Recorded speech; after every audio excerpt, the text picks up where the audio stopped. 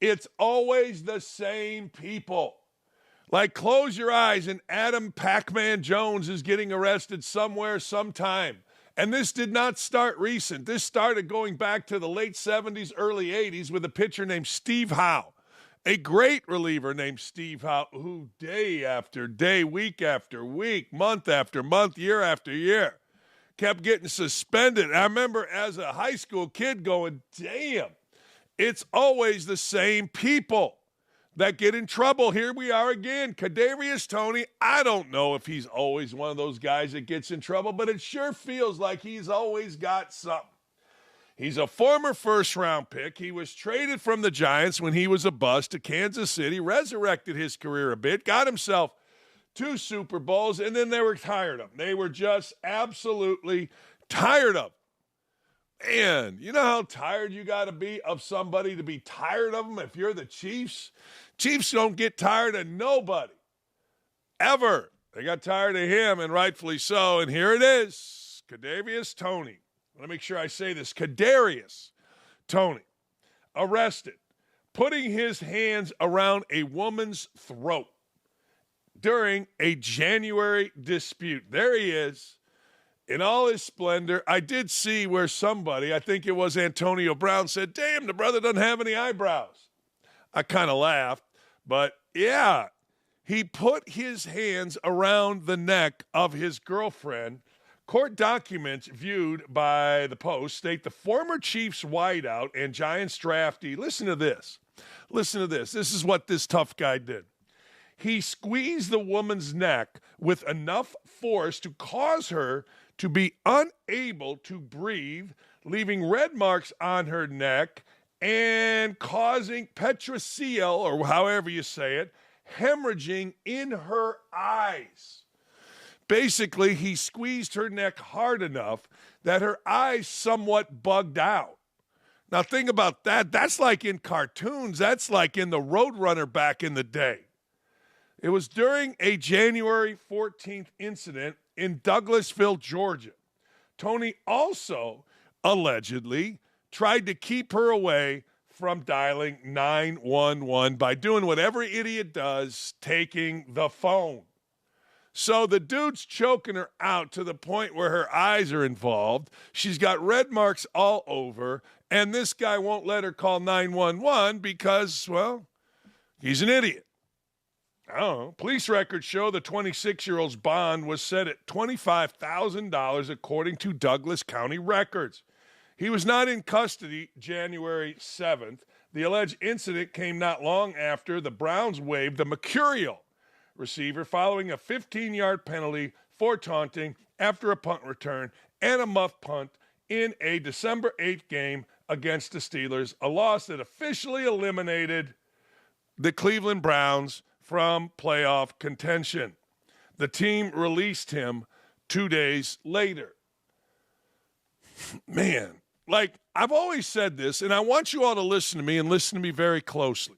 Those of you that are thinking about doing something incredibly stupid, I'm going to go back to what I always told my players. You have a girlfriend, you have a friend, it's a girl, boy, you have a girlfriend, and things are getting heated. Maybe you're drinking. I don't know. Maybe she caught you doing something stupid. Maybe you caught her doing something stupid. In your apartment, if it's getting heated, go in the bathroom, lock the door. Now, you can still argue if you'd like through the door, but lock the door. If you can't get to a room, put your hands in your pockets and look down and take whatever beating you got coming. Because I used to tell my players, you probably got one coming, dudes. So just put your head down and your hands in your pockets. That way there's no dispute. I didn't push her away. I didn't shove her. She hit me. No. Take whatever you got coming. Put your hands in your pockets. And here's why. Here's what I've always said. What do you do after? What do you do after you grab a girl, push her against a wall, shove her, choke her, whatever these idiots do? What do you do after? Apologize? Really? Hey, I'm sorry. Buy her a ring? Great. You're still an abuser, and she knows you're still an abuser. That's the thing. That's the thing I've always said to people. Most times in life, you probably should look at what the consequences are. But when you are in a situation with a wife or a husband, whatever, a boyfriend, a girlfriend, fiance, name them all, whatever, you got to really think about what's coming next. In Tony's case, he's got a mugshot forever. Let's say that it doesn't get to the point of calling the cops. Let's say, but what do you do after? How are you feeling? You had a few drinks. You do something like that stupid. She's sleeping on the couch. You're sleeping on the couch. She's sleeping in the bed. You're sleeping wherever. And then you wake up. What do you do? How bad do you feel? That's the thing. And if you don't feel bad, then you're a sociopath or a psychopath or whatever the path word is that fits. And you got a serious problem. But that's what I always told players. What do you do? What do you feel? I want you to feel that right now. Feel that right now. That guilt, that stupidity, right now, feel it. And if you can feel it, then you would never do it. Because I had one player call me one time. He said, Coach, I took your advice. Back then we had phones, long cords from the plug to the phone. He took it in the bathroom. He called me, said, my girlfriend slashing my tires. It's driving me crazy, Coach. I said, let her slash your tires. Let her slash. What are you going to do about it? You going to grab her? You going to grab the knife out of her hand or the pick or whatever the hell she's using? Then that becomes on you. Just stay in the bathroom and talk to me and let her slash your damn tires. Who cares? You'll get new tires. Hell, I'll pay for your new tires. But don't leave He started laughing. He goes, tires are expensive, Coach. I go, I know. But she'll pay for them. She'll come to her senses tomorrow or tonight or whenever, and she'll pay for them. And then I asked him, of course, what'd you do? I do nothing. What'd you do? You always have to ask players 3 times what they did, just like your kids. What'd you do? I didn't do nothing. What'd you do? Well, no, I didn't do nothing. No, I didn't do nothing. What'd you do?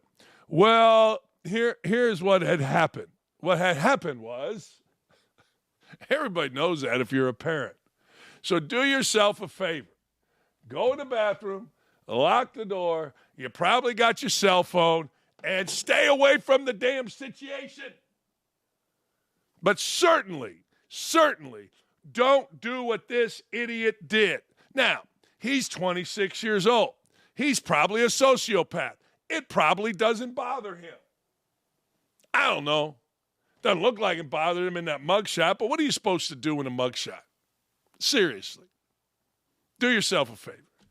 Listen to Uncle Dan here. If you don't, you're going to have a problem. If you do, you got no problem. Because you ain't doing the stuff. You ain't doing the wrong.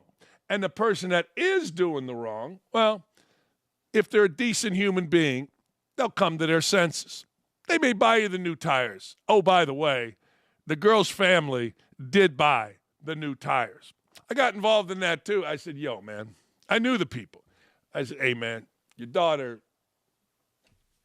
I know, I heard. We're going to take care of it. I said, okay, no problem. And the player later on was like, Coach, man, thank you so much. I'm like, because seriously, what are you going to do? Grab somebody, move them away? Then you've grabbed somebody, and that's all people want to read about. Don't do it. Don't do it. Speaking of wide receiver, speaking of the diva wide receiver, A.J. Brown revealed that A.J. Brown is really about one thing and one thing only, and that, ladies and gentlemen, is A.J. Brown. He not satisfied with winning the Super Bowl.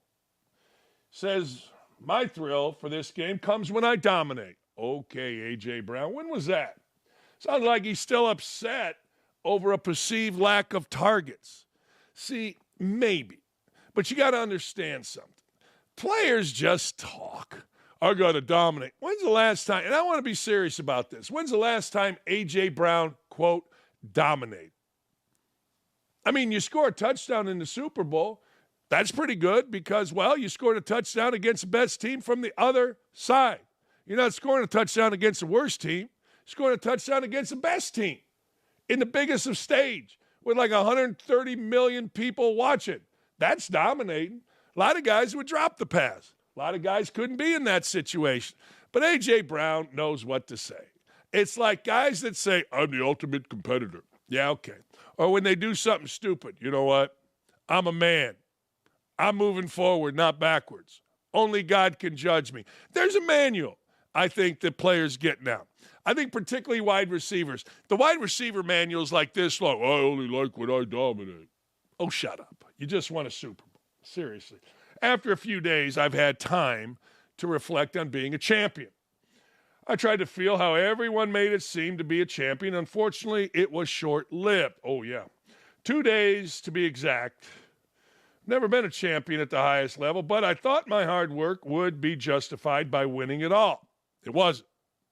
My thrill for this game comes when I dominate. Really? I mean, okay. It's the hunt that does it for me.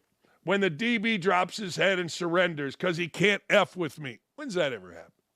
I mean, I'm a literal guy. You guys know this. But when has a defensive back said, you know what, man? I just can't handle A.J. Brown. So, you know what? I'm going to walk off the field today. I'll tell you exactly when that happened. Never. It's never happened. Not once, not ever, never. Oh, man. Because the other dude's being paid too. And the other dude's competitive too. Now, Brown may be better, but nobody's hung their head and walked off. Honest to God, we got to listen to these folk, these wide receiver folk. I don't like them. I ain't mad at them. They make sports more interesting, but I don't like them. The intense battles, that I get. Early mornings, late night, sacrifice. I love putting smiles on people's face. Don't get me wrong, but it just wasn't what I thought it would be. All right, there's a couple things. He's right. No, he's right. See, the thing about being a champion is you want to do it again, and you want to do it again, and you want to do it again. And then when you're old like me and you go, you know what? Pretty good to win the Big Ten. Pretty good to go to the Elite Eight. Yeah. You know, at the time, you're like, damn, should have beat Virginia and gone to the Final Four. Damn. That team could have won a national championship in '83 if we didn't have so many injuries. That's what you're thinking at the time. So he's right. Like, people think you get this euphoric, the clouds come down and lift you up and you're above everything and you're basking in the finest of fruits and cheeses and somebody's giving it to you while they're waving a fan on you. And no, you want the next one. It's like Nick Saban. I totally understood this. Nick Saban, after winning, and I mean after winning national championship, at least according to a book I read, was on to the next year. Hey, that's great. Let's go. Now, you got to at least enjoy it for a minute, but I get it. When you've done it, you want to do it again and again and again, and it's not because you want the record book. It's because it's your job and you're dedicated to it, and it's weird. What I'm saying to you is very, very weird. I don't know if it's like this in sales. Like, I don't know if in sales where you get a big sale, you're like, hey, that's great. Let's go get Indiana Health. Hey, that's great. Let's go get Conseco Insurance. Hey, that's great. You know what I mean? I don't know. But I know in sports it is kind of odd because when you're in sports, you see guys on the podium and they're holding the trophy and they're kissing it and all that stuff. And it does last a couple days, and then you're like, I guess I got to go back in the gym. What else am I going to do? Nah, it's very weird. I get what he's saying, though. I do. I do. I get what he's saying. But he is also reading from the playbook. I only love it when I dominate, and defensive back goes, damn, man, you guys are going to have to play with 10. Because I can't cover this guy. I'm leaving. No. Hey, Jim Nantz is calling on the NFL to ban the infamous tush push. Now, Jim Nantz doesn't really get himself involved in a lot of things. He kind of is the milquetoast. I'm going to call the game. I'm going to have a cliche little deal at the end. And then if I'm doing the game or I'm doing the golf match, it's a good match. It's a big match. That's why I'm here, to add a big voice to a big match. He doesn't get involved in much stuff, but he is here. He, however, floats another potential solution where the NFL could treat the play similar to challenge flags, limiting the amount of times the Eagles could use the play in a game. Interesting. I'm done with the tush push, Nance said. I think it needs to go away.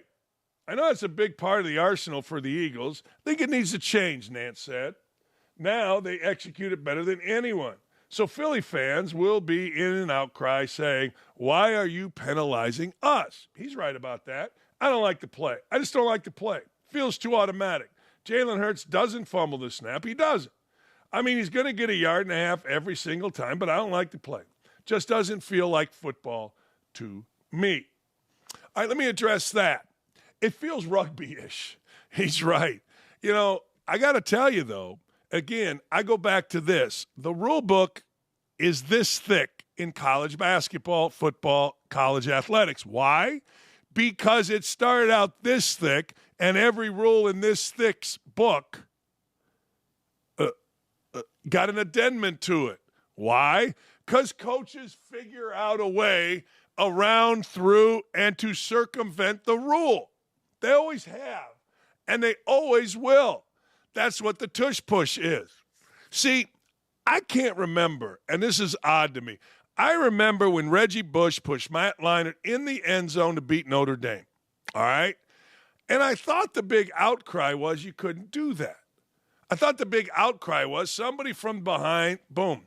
I think if you're going to eliminate the tush push, which I'm cool with, I think you also got to eliminate, you know how a running back or a wide receiver or a quarterback gets stopped and there's a bunch of dudes in a scrum and then big linemen come from behind and they push it forward.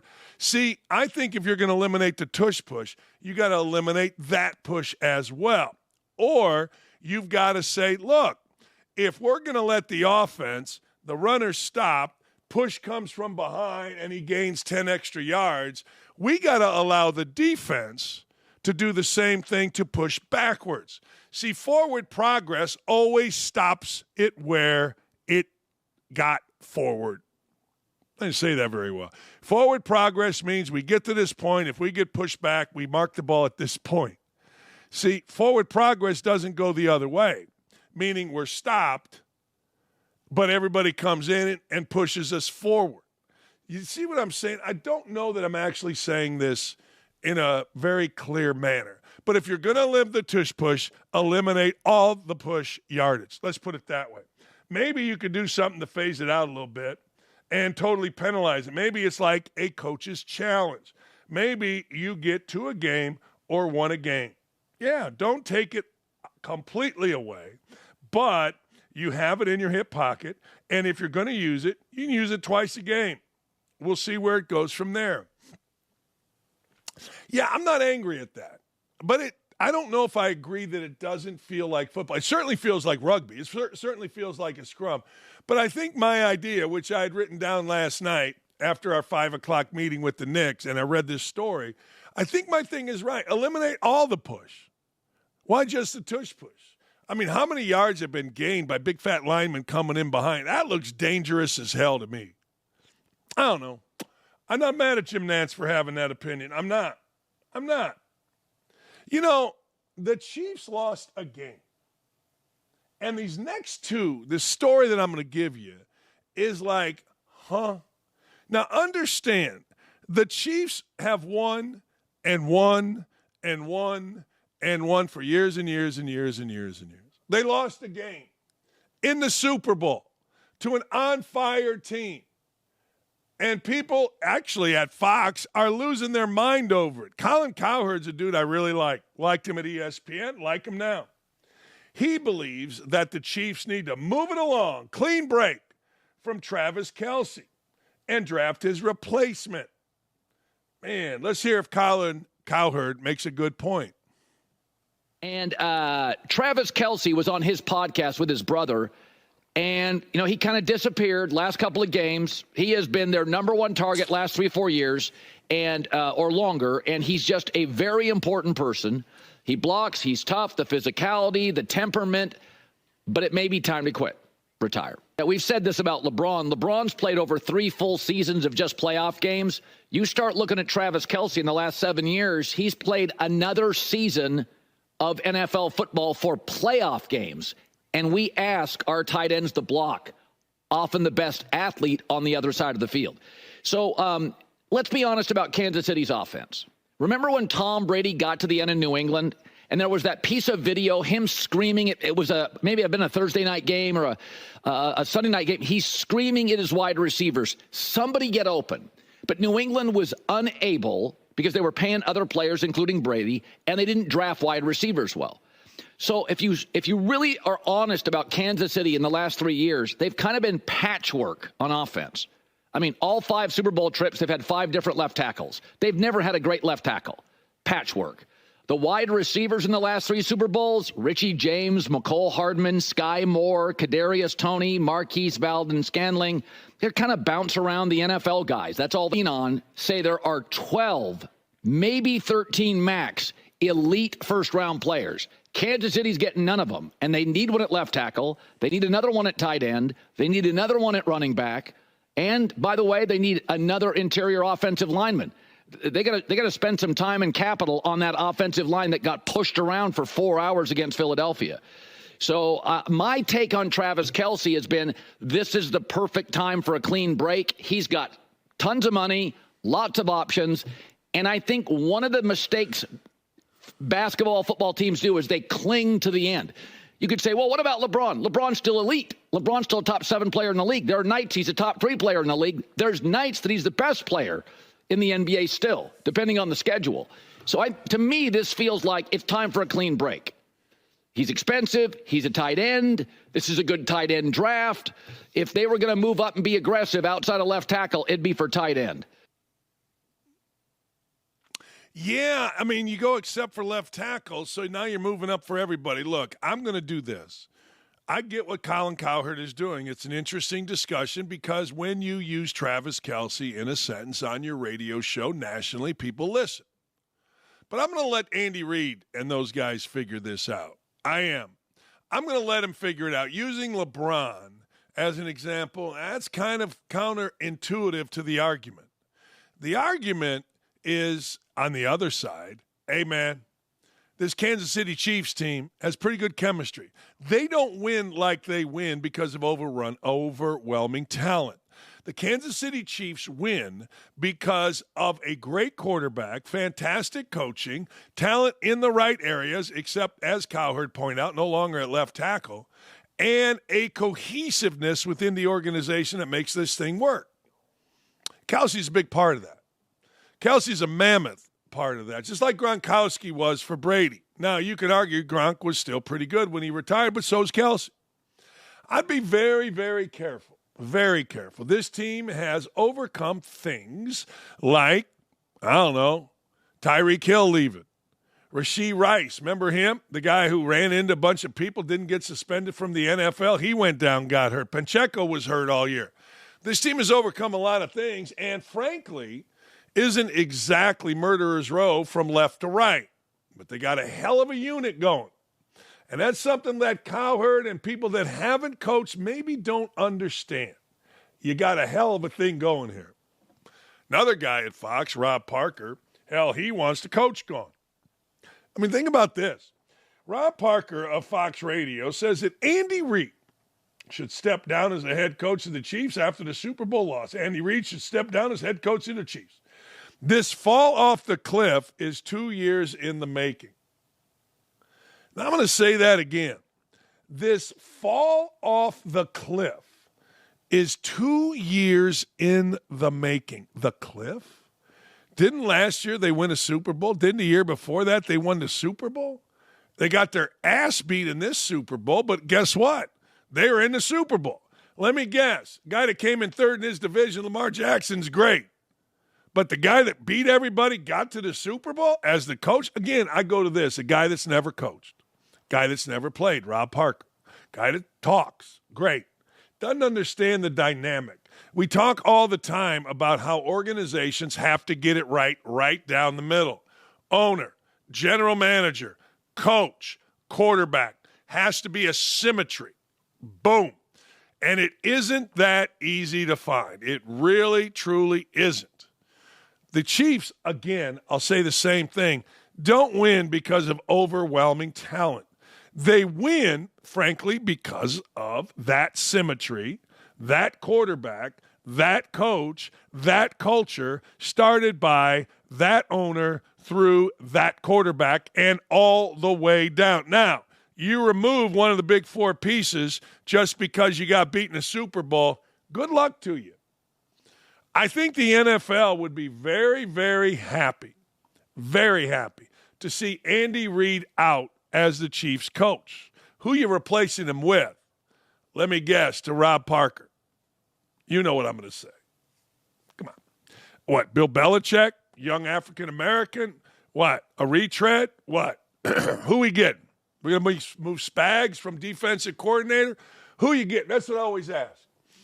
Guy says, we don't want to recruit him. Okay, who do we want to recruit? Guy says, he can't play for us. Who do we want playing? Guy says, he's not our quarterback. Who you want as our quarterback? I mean, I always ask that question. Who do you want? So Andy Reid should be out, according to Rob Parker. Here's Rob Parker. Andy Reid should step down as head coach of the Kansas City Chiefs. And you're going to be like, they just went to the Super Bowl 3 times, Andy Reid, blah, blah, blah, blah. This is not a one-game reaction because they lost in the Super Bowl and they got boat raced and it was 40-6. Where were the adjustments? Where was the game plan? I'm not a football coach. Mm-hmm. Guys who are football coaches and question the game plan. No running game to start at all, and then you get behind, you got to pass. This is what he did in Philadelphia all the time, pass happy, always throwing the ball. They got tired of that in Philadelphia. Number 2, this fall off the cliff is 2 years in the making. Last year, they won the Super Bowl, so it kind of covered up how bad things were. You remember with the receivers and the struggles and Patrick Mahomes. Here's another year. Andy Reid is supposed to be an offensive genius. Why is Patrick Mahomes struggling so much when you can't figure out a way to get him off and to get him to be not 50 touchdowns and throwing every ball downfield, but way better? Can you admit that Patrick Mahomes hasn't been the same quarterback the last 2 years? Andy Reid is supposed to be that guy, and yet we haven't seen it. It's been a nice run. The last 2 years have been disappointing. Regular seasons. Yes, they went to the Super Bowl. Yes, both those times. And yeah, I'm not talking about the last 2 years. And this year, they got embarrassed. That's the dumbest human being on radio. I mean, I'm sorry. But that dude just showed you that he never played, never coached. Never. Ever. I mean, I don't know if he's the dumbest human being on radio. I would say that's the dumbest take on radio. Rob Parker's a very smart guy. That's the dumbest take on radio. I mean, that's a dude that has no understanding of sport whatsoever or how to build a championship team, how to maintain a championship team. So the question is very simple. Very simple. Who you getting? Oh, man, there's a backup to Mike Tomlin that's really good. Belichick would lead. Oh, okay. Really? Who you get? Dudes just don't understand how you put together organizations or teams. And you get on the radio and you say something stupid, and now I got to talk about it, but that is the dumbest take I have heard. If you want to say Andy Reid's too old, if you want to say whatever, but don't say he won a Super Bowl last year. He went to the Super Bowl this year. And more than that, who you getting? Who you getting? Patrick Mahomes Sr.? Oh, it's amazing. It really is amazing. And people don't understand that when you have the owner, general manager, coach, quarterback, all in sync, you don't need the wide receiver. You get a good one. You get Pacheco in the 6th or 7th round, great. You got an older guy in Kelce, great. I mean, Lamar Jackson, to all these guys on the radio and TV, is the greatest player ever. He don't go to the Super Bowl. And they got a pretty good organization. Like their owner, Biscotti, whatever his name is, their general manager has always been good. But even back, Ozzie Newsome started the thing, and then Harbaugh's been there, and then their quarterback's really good. But they don't get to the Super Bowl. They don't. And that's their hero. That's their number one guy in sports talk radio and in sports talk TV. The number one guy is Lamar Jackson. He's the guy. We're mad. We make fun of anybody that dares say Lamar Jackson shouldn't be. They don't get to the Super Bowl. They don't get past Mahomes. Hell, they're third place in their own division. Stop. I get it, though. No, I actually don't get it. That's why I'm the most popular radio host in the history of radio, sports talk radio, because we don't do stupid stuff like that. We don't. We got some sense. PGA Tour commish. Donald Trump is responsible for everything, by the way. PGA Tour commish Jay Monahan says he's confident that President Donald Trump can help return men's golf back to operating under one tour. Man, hey, Donald, don't worry about the tour. Don't worry about the rich white dudes. Don't worry about the Saudis. Do us a favor and keep finding the waste in government so that our tax dollars go somewhere where it is tenable to us. Please. Don't worry about this next story, Donald. Please, Mr. President.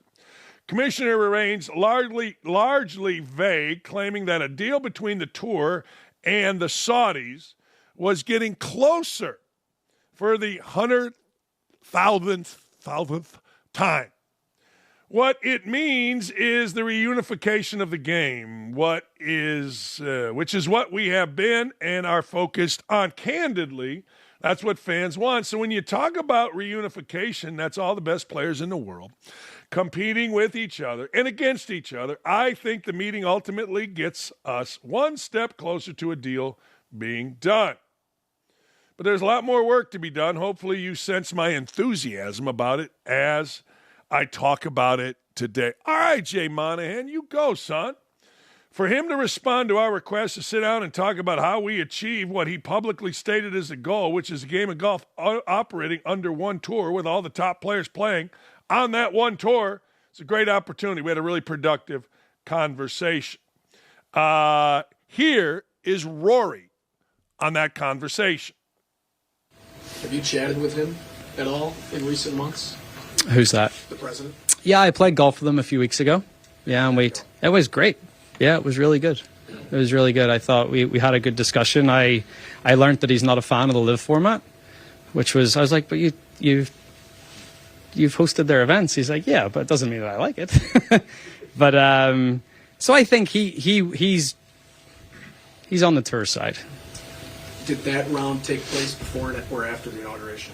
That took place before. Took place on early in January. Man, there's two things that got to be pissing liberals off. One, guys feeling comfortable talking about playing golf with the President of the United States, Donald Trump. The latest, of course, was Tiger Woods. And two, man, you see all the religion that's getting back into sports? Guys praising God, guys thanking God, guys making God first in their lives. I think it's awesome. I think it's fantastic. It's got to make liberals crazy. But look, hey, Donald. No. Don't worry about rich white dudes getting richer. All right, we'll be all right. Hey, look, we're going to watch the Masters. We're going to watch the U.S. Open. We're going to watch the British, and we're going to watch some of the PGA. Not a lot, some. It's nice that we're watching Pebble Beach. Yeah, we're good. We'll watch the Players' Championship, see if anybody gets a hole-in-one at Sawgrass 17, see if anybody hits in the water. Don't worry about it. You go about the business of strengthening our economy, strengthening our border or closing our border, and making damn sure that our tax dollars don't go to some dancing pandas in Sri Lanka. Don't worry about Rory and all the little white guys. The Dallas Mavericks, this is still a hot topic, trading Luka Dakich to the Lakers was so stunning that fans have been asking NBA Commissioner Adam Silver to veto the trade. Silver says the trade couldn't be vetoed regardless that late Commissioner David Stern vetoed a blockbuster three-way trade following the 2011 lockout. Now, this is for you old-timers. You guys remember the name Bowie Kuhn. Bowie Kuhn was a long-time commissioner of baseball. Man, Charlie Finley was the owner of the Oakland A's. They were a championship team, but he wanted a clean house. So he sent Joe Rudy and a whole bunch of guys in a trade. Not sure with who. I think it was the Red Sox. Could be wrong. Next thing you know, Kuhn came in and said, no, we ain't doing that. That disrupts the competitive balance of baseball. So that's the precedent here. And, of course, David Stern did it in 11 with Chris Paul going to play with LeBron James. He said, no. Well, the answer is no, believe it or not. There's some confusion people have yelled out to me for some reason in the last week or so when I've been at games that I should be vetoing that trade the way David Stern vetoed a trade back in the old days. And there's always some confusion there. Frankly, Dallas is a big market. And I was surprised that he was traded from that standpoint. Yeah, I am a fan, and the teams don't necessarily give the league inside information on those kind of things. So that trade wasn't one that I saw coming. Adam Silver said, I mean, the way we don't put a thumb on the scale, so to speak, when a trade comes in the league office, what our basketball and legal folks do is they make sure that the trade works under the confines of the collective bargaining agreement. Whatever rules are in place, then it's up or down. It gets approved or not based on those rules. We don't get to weigh in on what we think the merits of the trade are or what the merits of the trade should be. I'm not mad at it. It's a stunning trade, but you know what? It's got the NBA on the tip of our tongue. It's got us watching. And by the way, Luka, you say whatever you want. But in basketball terms, Luka Doncic is fat. He's like that 40-year-old that goes and plays with the high school kids and does the step backs and all the little different moves. I mean, what are we doing, Luka? All right, anyway, will this be the one time that Double D me agrees with awful announcing? What? Little Benny Axelrod of awful announcing says 1 year in ESPN doesn't know how to use Jason Kelce despite, quote, being one of the most highly anticipated sports media hires of recent years. Well, they didn't know how to use a lot of people back in the day. Remember when they hired Katie Nolan, the latest it girl, the cool girl from CBS Sports, and they didn't know what to do with her. They had no idea. Where does she fit? Where does Jason Kelce fit? Does he fit on the set of a pregame show? Seems like they got a million of those guys, and he's probably too white for that. Where does he fit? His own late-night talk show? No one's watching that. He's not that interesting. See, that's what you find out. The Gronkowskis of the world, the Jason Kelces, the big stupid animal types, they ain't that interesting once you finally settle down and watch them. It's hard to imagine executives in Bristol, this from Awful Announcing, feel like they got their bang for their buck in year one of the Kelce era, in which memorable moments proved few and far between. Perhaps the only other truly memorable moment for the season came when he went viral for spiking the phone of a fan who used a homophobic slur to describe his brother while in State College for appearance on game day, ahead of the November matchup between Penn State and Ohio State. Kelce repeated the slur during the incident, apologized, didn't face punishment from ESPN. He is very popular. Like, I saw Jason Kelce and his wife walking the streets in New Orleans, and people loved him. Good news is that Kelce's not a lost cause. He's just yet to live up to the lofty expectations. And while he still has room to grow as an analyst, one would expect, feels like the faults of his first season as a full-time media member are more a matter of his employer not putting him in the right spots than anything on his end. But if that's the case, then it's probably time to readjust our expectations, which might not have been realistic in the first place. Look, you got to have opinions. Like, guys like myself and guys like McAfee were popular because we got opinions. We give you smart stuff. We give you something to think about. We don't waffle. We're not just a big stupid animal that's going, hey, buy insurance. Come on. Hey, before we go to break, here's your daily reminder. Make sure you like, comment, and subscribe to our YouTube channel. That's right, OutKick YouTube channel, so you don't miss any of the action from Tommy or Charlie or Hot Mike, Ricky Cobb, Travis, Kelce, and, of course, what has two thumbs? This guy. Sack up, subscribe,